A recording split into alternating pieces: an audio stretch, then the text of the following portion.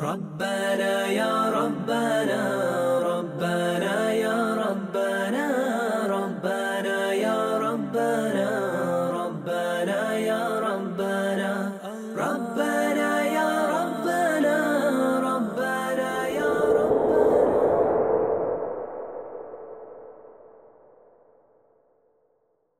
قد كفاني علم ربي من سؤالي واختياري. Voici Younes, le chef de chantier de la mosquée du Mirail de Toulouse.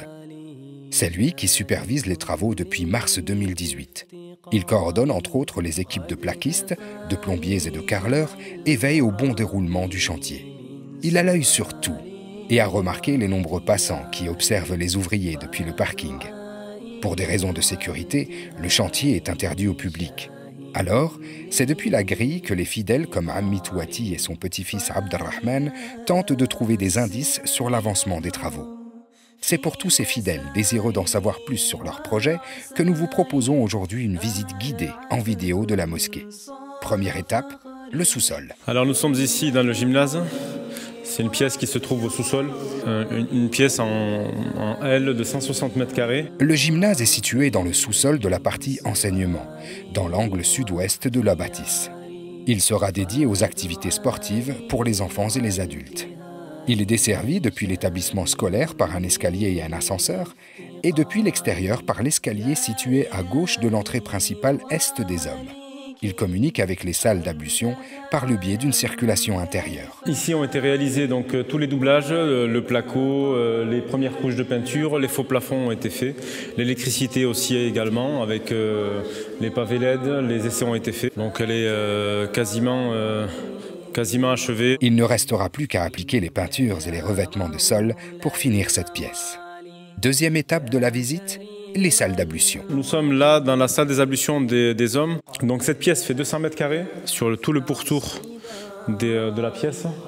On retrouve les caniveaux et ici 21 personnes pourront faire leurs ablutions de manière simultanée. Séparé de la salle des ablutions par une porte, le coin des sanitaires. Là on retrouve un deuxième espace, c'est le côté toilette, WC. Donc on a disposé dans cet espace fermé 16 WC. Le choix a été fait d'installer des WC suspendus sur bâti support pour faciliter le lavage des sols. Un caniveau dans l'allée centrale permettra un nettoyage à grande eau.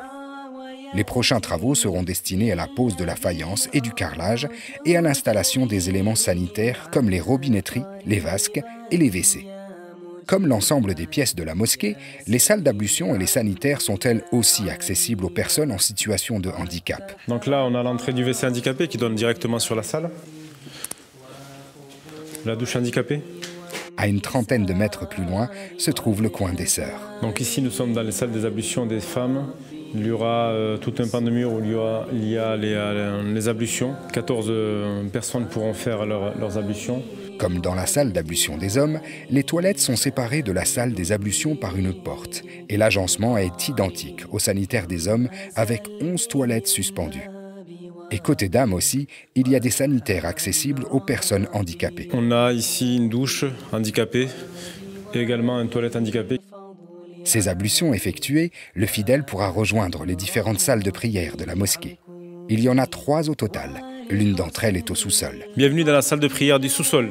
Cette salle de prière fait 295 mètres carrés et peut accueillir jusqu'à 600 personnes. Prévue pour répondre à l'abondance des fidèles dans les moments de grande affluence, lors des fêtes de l'Aïd ou durant le mois de Ramadan, cette salle disposera d'un écran qui permettra aux fidèles de suivre les interventions de l'imam, les discours du vendredi et les prières en groupe.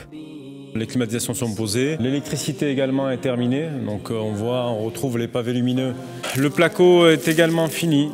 Cette salle-là, il faudra juste peindre et poser la moquette.